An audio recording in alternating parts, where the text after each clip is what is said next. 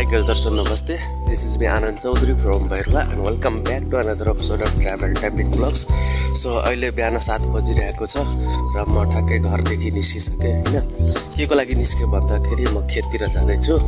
हल्का खेतमा काम पनि छ अथवा खेतको कुराहरु आलीहरु जे जति छ नि त्यो सबैलाई अब मर्मत गर्ने बेला भइसकेको छ अथवा खान्ने बेला भइसकेको छ त्यसको लागि गइराखेको छु हैन। सो ठ्याक्क म एउटा पोखरीतिर परेको छु। सो यो पोखरीमा यो पछाडीको पोखरी छ नि यो पछाडीको पोखरीमा पनि हामीले माछा हालिएछ दुई जना मिलेर। अनि त्यो अर्को पोखरी त देखाएकै थिए के गएको ब्लगमा, यदि देख्नु भएको छैन भने गएर ठ्याक्क हेर्नुस्। सो त्यो कुराहरु छ र अहिलेको मौसम हेर्ने हो भने अलि सफा सुग्घर तरिकाको छ। त्यसपछि बादल लागेको छैन हैन, अथवा बादल लागेको छ हल्का फुल्का। सो त्यही कुराहरु छ र अबको लगभग भन्ने हो भने 2 मिनेटको भित्र हामी खेतमा पुग्छौं। सो अनि साइडमा हेर्ने हो भने यता साइडमा हेर्ने हो भने पिस्ता सडक छैन, ग्रेभल पनि छैन, तर कच्ची सडकहरु बनाइसकेको छ। म सिधै भन्नलाई रोड नआएर अलि सडकै हान्दिएको के सर्टकट हान्दिएछु।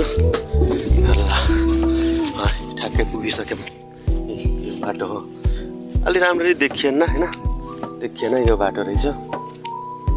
अनि अब पछाडीको भाग कसरी देखाउने म आइडिया लाउँछु नि। पछाडीको भाग देखाउनलाई यसरी गर्ने हो, यसरी है।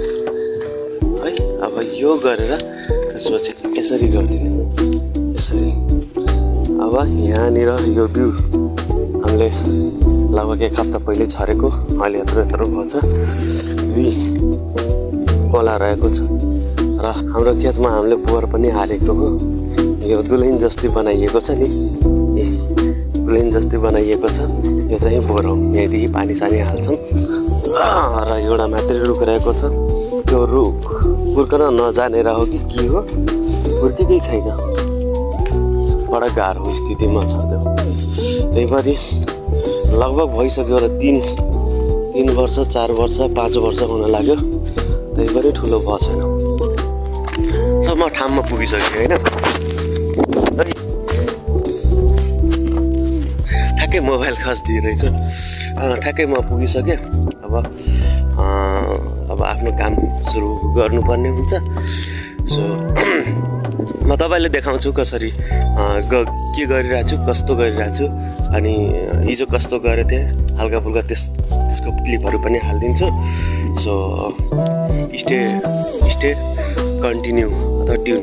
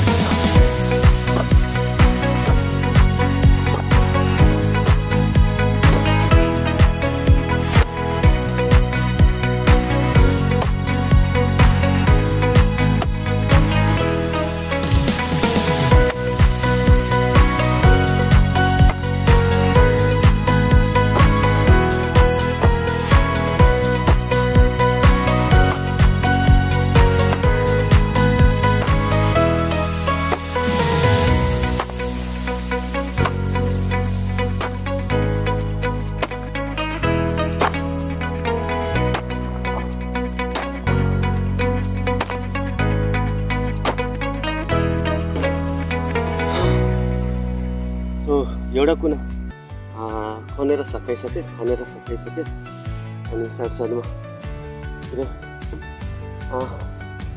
त्यो बाँध मेडी पनि बाँध्न थियो हल्का हल्का माथि सकियो यहाँ सकाइसक्यो एउटा अब यो कुना छ अब यसलाई सकाउनु पर्यो